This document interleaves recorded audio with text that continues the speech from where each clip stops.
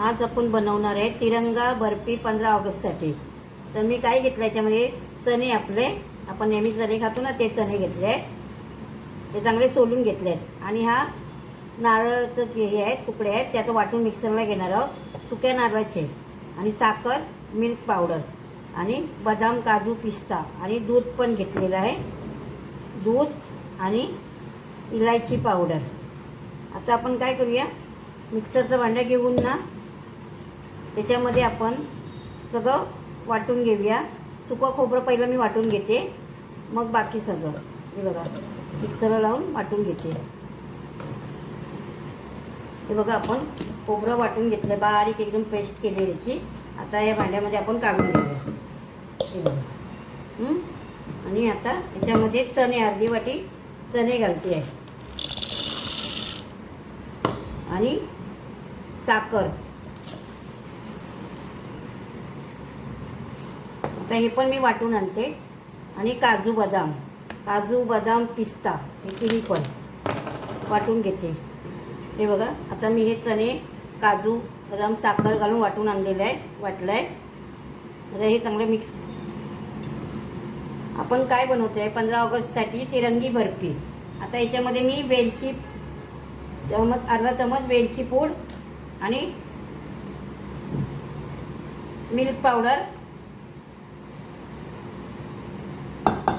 अर्धी वाटी milk powder हे घालून चांगलं आपण मिक्स करून घेणार आहोत।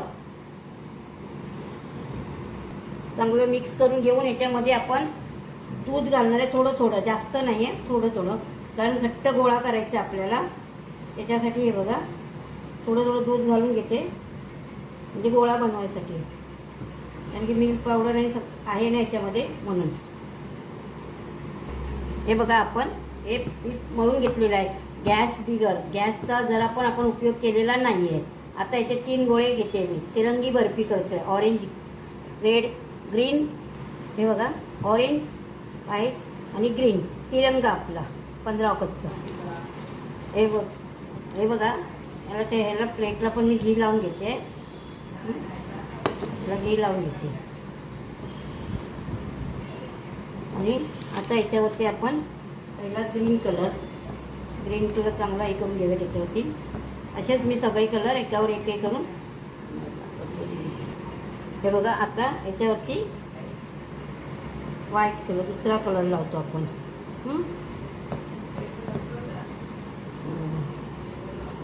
आता ऑरेंज कलर थोडे थोडे करून घेतला तिकडे, म्हणजे कसं हे तुम्हाला दाखवायला पटकन बरा पडतो म्हणून। ही बघा तिरंगी बर्फी माझी 15 ऑगस्टसाठी रेडी झालेली आहे। आता आपण याला कटिंग करून घेणार आहे। 15 ऑगस्ट स्पेशल तिरंगी बर्फी।